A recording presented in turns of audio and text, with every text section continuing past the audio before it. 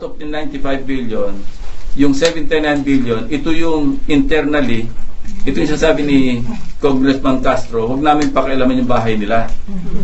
Unconstitutional that's everybody's concern, ano? And since we are a bicameral, we have a bicameral system of government, hindi pwedeng hindi pakikialaman ng Senado because what we will submit to Malacanang as an enrolled bill is the same enrolled bill that the Speaker of the House has already signed.